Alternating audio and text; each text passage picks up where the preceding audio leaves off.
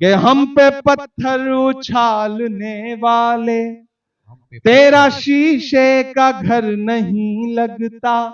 हम पे पत्थर उछालने वाले, तेरा शीशे का घर नहीं लगता। वो जो मसनद पे हैं समझ जाए, हमको जालिम से डर नहीं लगता।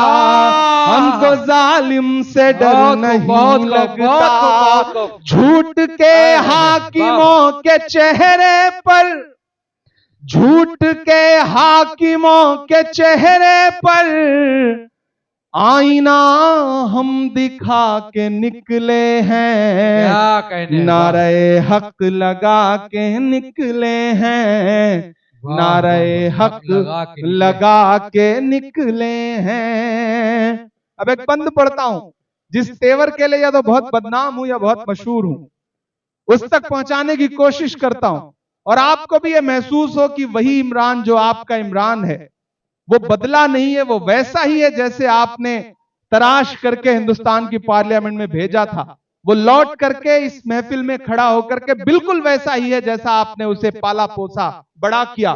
तो फिर मुझे दुआ दे करके मेरा हौसला बढ़ाइएगा। आईना हम दिखा के निकले हैं, नारे हक लगा के निकले हैं, कि हर सितम का जवाब आएगा, हर सितम का देखना इंकलाब आएगा। मेरी माओ बहनों की भी शिरकत हो। चौथे मिसरे पे एक एक हाथ को कसम है कि हर सितम का जवाब आएगा, देखना इंकलाब आएगा। अच्छे दिन का किए थे जो वादा, अच्छे दिन का किए थे जो वादा, उनका दिन भी खराब आएगा। उनका दिन भी खराब आएगा। हर सितम का जवाब आएगा, देखना इंकलाब आएगा। अच्छे दिन का किए थे जो वादा, उनका दिन भी खराब आएगा।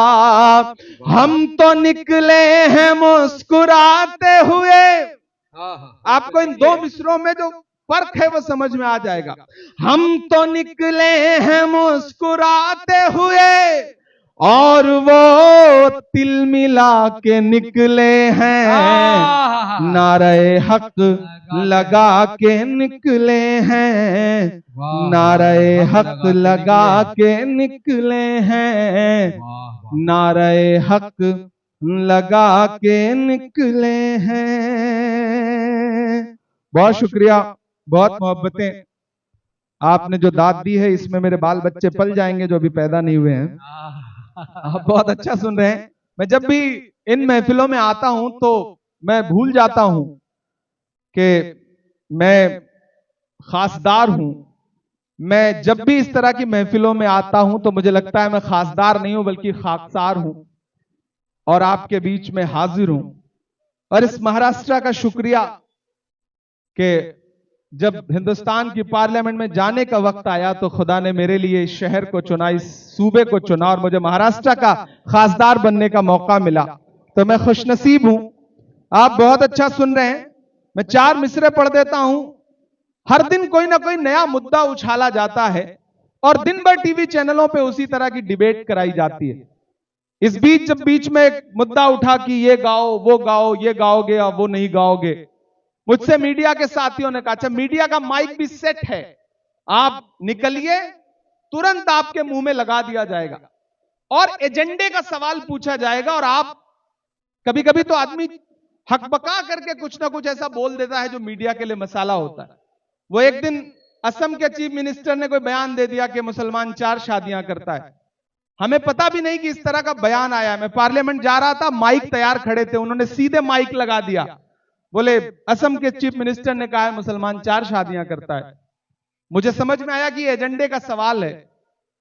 मैंने कहा भाई इसका जवाब यह है कि मुझे आज तक ऐसा कोई मुसलमान नहीं मिला जिसने 4 शादियां की हों, और आप मुझसे क्यों पूछ रहे हो, मैंने तो एक भी नहीं की है। क्या कहने तो बोले क्या इमरान भाई, ये जवाब हम कैसे चला सकते हैं? हमने कहा आपके एजेंडे के सवाल के जवाब में एजेंडा ध्वस्त करने वाला जवाब देना पड़ता है हमें।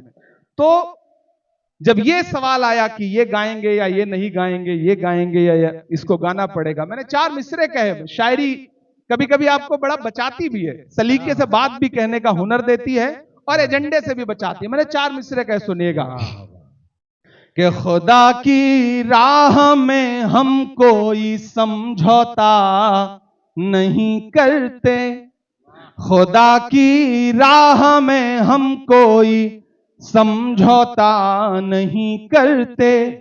और एक चीज से आपको आगाह भी कर दूं, आजकल पैकेज दे करके छोटे छोटे यूट्यूब चैनल ऐसे पैदा किए गए हैं जो आपकी बस्तियों में लिखे हुए स्क्रिप्टेड सवाल लेकर के घूम रहे हैं और आपके सामने माइक लगा रहे हैं, और आप कुछ भी बोलेंगे तो उसको फिर व्हाट्सएप ग्रुपों में ऐसे फिराया जाता है ताकि एक सांप्रदायिक माहौल खड़ा किया जा सके। इसलिए आप सबसे गुजारिश है कि कोशिश करिए कि मीडिया के इस एजेंडे का हिस्सा कभी मत बनिए, और बनिए तो फिर जवाब ऐसे दीजिए कि खुदा की राह में हम कोई समझौता नहीं करते, मगर खाके वतन तुझको कभी रुसवा नहीं करते, मगर खाके वतन तुझको कभी रुसवा नहीं करते।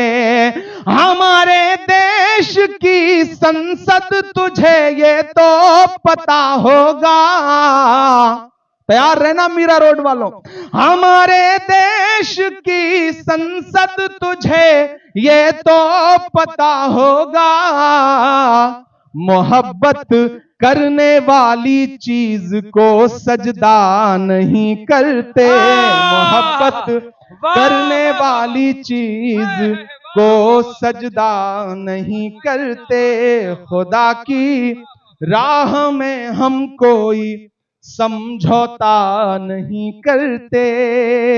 एक चीज याद रखिएगा, वक्त की अहमियत है, वक्त पर सही वक्त पर कही गई सही बात की अहमियत है। जो अखबार सुबह 5 रुपए का एक बिकता है, शाम होते होते वही 5 रुपए का 1 किलो बिकता है। वक्त की अहमियत है और वक्त की अहमियत को समझना पड़ेगा।